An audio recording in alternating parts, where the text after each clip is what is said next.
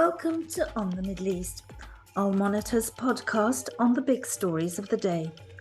My name is Amran Zaman, and today we'll be looking at Turkey's escalating campaign against civilian targets in its ongoing war against the outlawed Kurdistan Workers Party, or the PKK. Turkey's long arm is reaching deep into Iraqi Kurdistan and Syria, where it's killed a range of individuals, politicians, civil society figures, including feminists, on the grounds that they pose a threat to Turkey's national security. With us here to discuss these developments is Meghan Bodette, Director for Research for the newly established Washington, D.C.-based Kurdish Peace Institute. Meghan has done some remarkable work documenting Turkish abuses in Syria, and she's just published a report on the targeted assassinations of non-combatants. Please forgive my raspy voice. I have a nasty cold.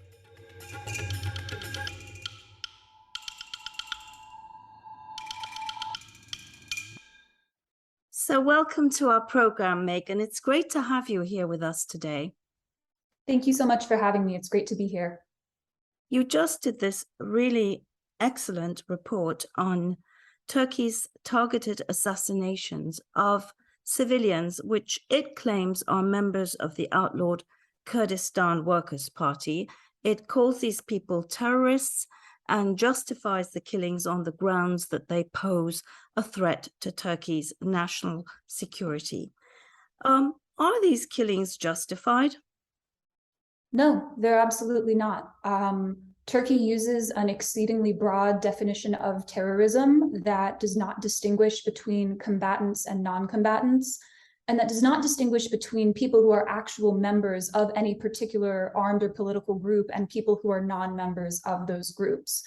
So most people and organizations that have in different capacities been formally accused by the Turkish government of terrorism, and particularly of this affiliation with the PKK or with other Kurdish groups, are civilian individuals and entities that tend to be Kurdish opposition figures, advocates for greater Kurdish political and cultural rights, language rights, political participation, and people who criticize the government's military and national security policies, including military operations against Kurdish groups in Iraq and Syria. So this is not a definition that, like definitions of terrorism in so-called, more democratic countries, that is based on the use or threatened use of force. This is a political definition that Turkey is using to claim that non-combatants who might subscribe to political views or engage in political activity that the government of Turkey disagrees with are quote unquote terrorists. So this is very dangerous, and it's an exceedingly dangerous standard for these targeted killings, these assassinations. Can you tell us about some of these assassinations? Because they seem to be growing in frequency and in scope. I mean, we see Turkey killing people in Iraq, in Syria. Can you tell us a little bit about the victims? Yeah, so this, from what I've observed, this is a trend that is escalating. Prior to 2020, 2021, we'd seen a few cases of these before. But what we're seeing now is victims who are primarily citizens of Syria and Iraq, in Syria and Iraq, not within Turkey, though there have been some victims of these alleged attacks that are, these alleged Turkish attacks that are citizens of Turkey who are living abroad. They include both men and women, and one thing that they have in common is that the victims of these killings are all affiliated with political and social institutions that have ties to groups like the Autonomous Administration in Northeast Syria, to social movements that have their roots in the Kurdish political movement in Turkey, and other political institutions, civil society institutions, and organizations that, while unarmed, have these social and political links and links to and inspiration from various transnational Kurdish movements. So what we're seeing is, again, non-combatant people who are going about their lives and their political work, not within Turkey, outside of Turkey's borders, peacefully, often very far from Turkey's borders as well, if you look at the locations of some of these strikes, who have been killed in primarily drone strikes. But some of these alleged targeted killings have also taken the form of armed attacks. In the past year, we've specifically seen a disturbing trend of armed attacks against either citizens of Turkey, Kurdish citizens of Turkey, or Iraqi Kurds opposed to the Turkish government's policies in Iraqi Kurdistan, in Sulaymaniyah, which is a peaceful city where there are many Kurds from different parts of Kurdistan who take part in political and cultural activity. So this is going on beyond Turkey's borders as these people simply go about their lives and their work with unarmed political and civil society institutions. So why does Turkey find them so threatening? I mean, what's the problem? Well, I think the problem is that right now, after the successes of Kurdish groups, including the Autonomous Administration, the SDF, the YPG, and the PKK as well in the fight against ISIS, the ideas that these groups are putting forward are becoming more legitimate in the region and worldwide. Look, the Autonomous Administration right now governs 1/3 of Syria, and though there are flaws and challenges in their system, it's established the most successful government in that country based on principles that come from the Kurdish freedom movement, such as rejecting the nation state in favor of coexistence between different ethnic and religious communities, such as women's liberation and women's empowerment at every level. We can look at Iran right now, where a people's uprising that's including Kurds, Iranians, people of all ethnicities, all class backgrounds, all walks of life, have united around a slogan, Jin Jiyan Azadi, or woman, life, freedom, that comes from the Kurdish liberation movement. One of the victims of one of these killings, the most recent incident actually, was a Kurdish feminist academic, Nagihan Akarsel, who worked with the Genealogy Academy. Now, genealogy is sort of the Kurdish movement's social science of women's liberation that gets into the theories behind these ideas about women's freedom that they've developed, and that explicitly works to share these ideas not only with Kurdish women, not only with Middle Eastern women, but with women around the world. So you have the increased legitimacy of the political dimension of different elements of the Kurdish freedom movement, as well as increased legitimacy for the broader Kurdish cause and a delegitimization of all-out Turkish military action against Kurdish regions. We saw the entire world react in horror when Turkey invaded northeast Syria in 2019. So there's a perception that these full military attacks almost hurt Turkey's cause and its goals more than they help it. But these targeted killings go under the radar. The Western media doesn't often cover it. It's not as outrageous as a full military invasion and occupation. So not only do they target the people who are spreading the political dimension of the movement's ideas, of Kurdish civil society's ideas, but they also do so in a way that does not generate international outrage. And for Turkey, that's very valuable. Yet we just heard Turkey's ambassador in Baghdad sort of admit that Turkey was responsible for Nagihan Akarsel's death, right? She's actually someone I met during my travels in Iraqi Kurdistan. Oh, wow. Yeah. That was quite interesting, wasn't he, that he actually said it? Yes, absolutely. To me, that reflects that the government of Turkey believes that they have impunity for this policy. Now, that impunity is not new. That's something we could get into later. But by admitting that anyone affiliated in Turkey's definition with the PKK, so to speak, is a target for Turkey, which is what the ambassador said, responding to a question about this killing, that is an admission that targeted killings of non-combatants based on their real or perceived political beliefs and political actions are a part of Turkish strategy right now against not only the PKK, but against the Autonomous Administration and against Kurdish civil society in different capacities. But as you said, a lot of this goes under the radar. With so much attention now focused on Ukraine in particular, the media is not really looking very much at what's happening inside Syria. And at the same time, of course, you said impunity. Well, yes, Turkey can act with impunity because there's really no sanction for its actions. You said that, yeah, and you're right. There was a huge outcry when Turkey invaded northeast Syria in 2019. and it's wanted to do so again, but basically not been permitted to by the Russians, and the Americans aren't agreeing either. And so it seems to now be resorting as a plan B to these targeted assassinations. You hear a lot of tut-tutting, but that's it, right? How do you stop this? Well, I think that I'm glad that you brought up Ukraine there, because it's easy to overlook this as there are these other conflicts going on. But all of these issues are connected.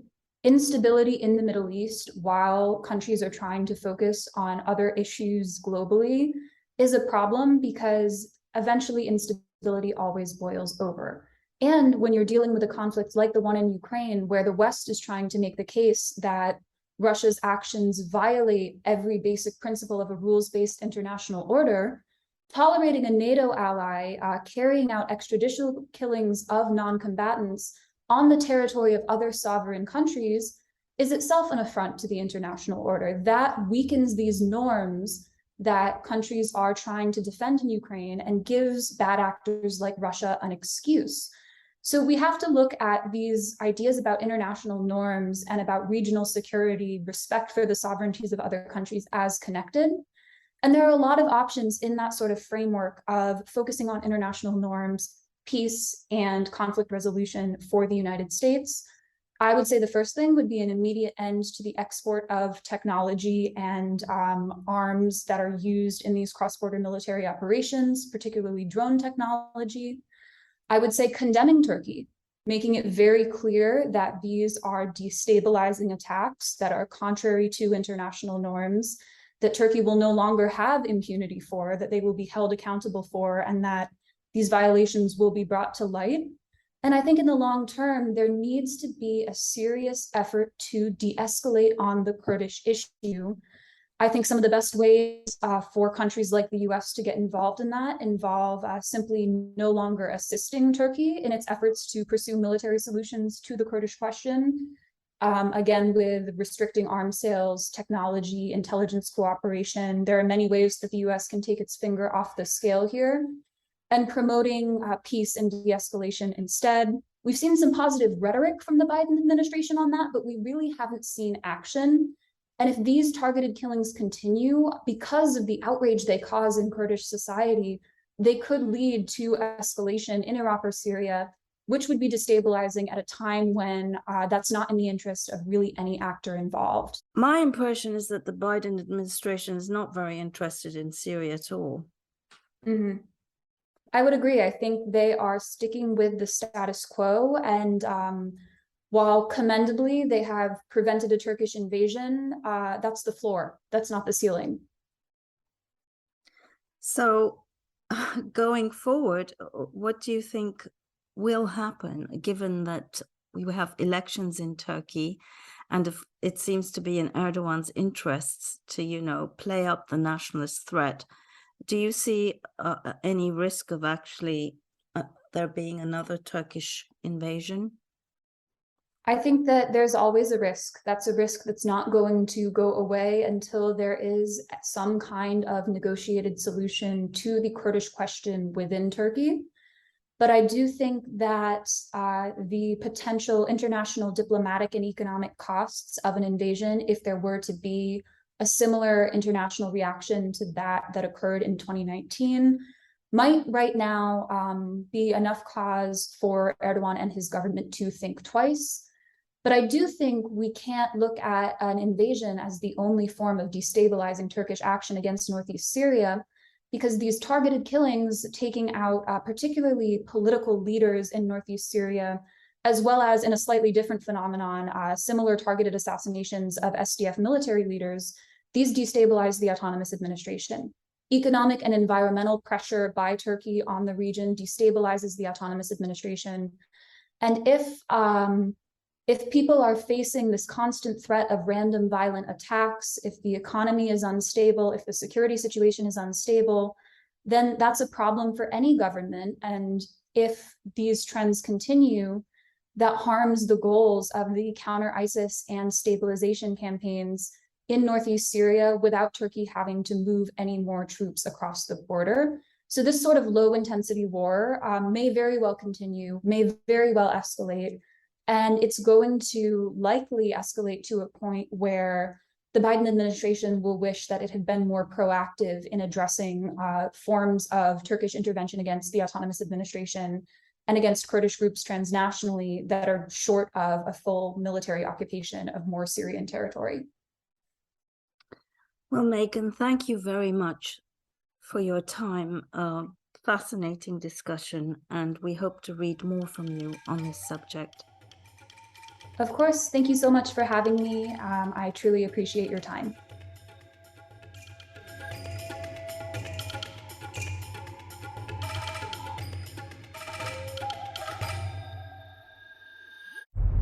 Hi, I'm Elizabeth Hagedorn, and I'm the State Department correspondent at Al Monitor. And I'm Joe Snell. I'm Al Monitor's video editor. Let's admit it, this past year has been difficult to stay on top of the news and sift through what's accurate and what's misleading. Let Al Monitor help you. If you care about the Middle East and North Africa, you should consider listening to Al Monitor's audio series On the Middle East with Andrew Parasalidi and Amber and Zaman, and On Israel with Ben Caspi. You can now watch our newest video podcast, Reading the Middle East with Gilles Capel. You can subscribe to these series on your favorite podcast platforms. And through a host of free daily and weekly newsletters, we offer a range of perspectives with the highest journalistic standards. You can subscribe to these newsletters at almonitor.com. As an award-winning media service headquartered in Washington, D.C., Al Monitor has a network of over 160 contributors around the world. So if you haven't done so already, be sure to visit almonitor.com, where you can find all of these newsletters and podcasts along with first-class reporting and analysis. And this brings us to the end of this week's On the Middle East. I hope you enjoyed my conversation with Meghan as much as I did. Do tune in next week for another episode that will hopefully be just as riveting. Thank you and goodbye.